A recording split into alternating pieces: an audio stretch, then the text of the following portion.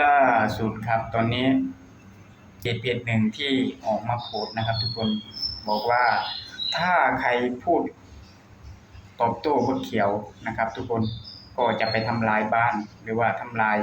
ครอบครัวนะครับทุกคนตอนนี้มีผู้เสียหายออกมาแล้วนะครับทุกคนนะครับจะเป็นยังไงไปฟังกันเลยครับทุกคนคลิปนี้ฝากถึงบักนาตุ้มจีคันคาดนุ่มลาวจันทบัวไซเนาะจะออกมาว่าความจริงเนาะบักนี่มันให้คนของมันอยู่เมืองลาวไปคุกคามลูกของข้าพเจ้าเนาะเพราะฉะนั้นบักนี่หาซัวเรื่องความซัวจนบ่มีสิ้นดีเนาะกินเงินเหือเงินแหงกินเงินภาษีของรัฐบาลแคนาดาที่เขาเสียภาษีมาแล้วมันบ่ได้ไปเฮ็ดเวียกเหตุการณ์มันก็เอาเงินของเหือของแหงของประชาชนคนแคนาดานั่นไปสนับสนุนพวกก่อการกบฏอยู่เมืองลาวเนาะ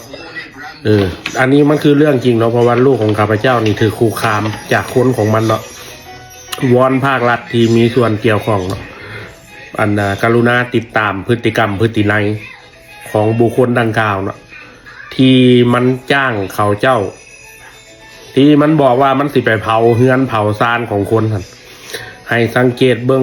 กลุ่มก้อนหรือว่ากลุ่มบุคคลที่ได้รับเงินที่มันสนับสนุนเนาะบักนี่ถ้าจะว่าแล้วบักนุ่มลาวจันทบัวไซบักนาขี่คันคาดจันทบัวไซนี่แสดงว่ามันกำลัง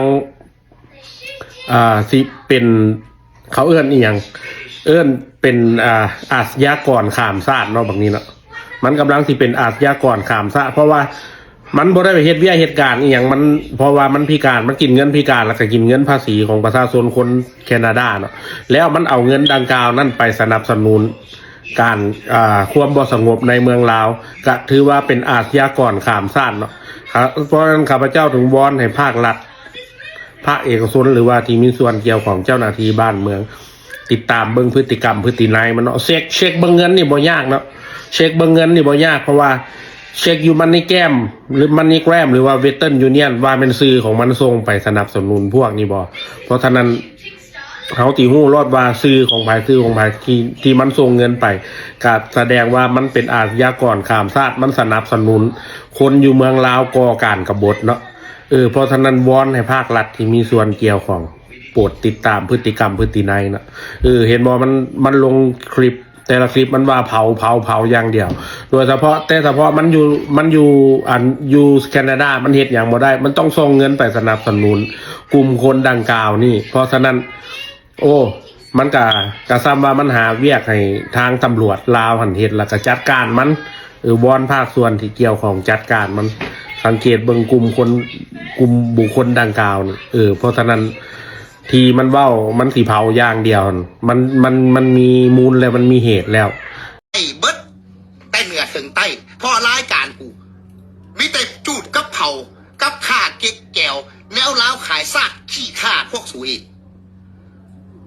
อันนี้มันรายการใครที่ออกไปพูดเรื่องเบาเขียวก็ให้ระวังด้วยนะครับทุกคนที่เห็นยังไงนะครับลองเข้ามาคิดเห็นกันได้นะครับทุกคนตอนนี้ถือว่าถ้าใครยังพูดเรื่องเบาเขียวอยู่ก็ตอนนี้ให้ระมัดระวังด้วยนะครับทุกคน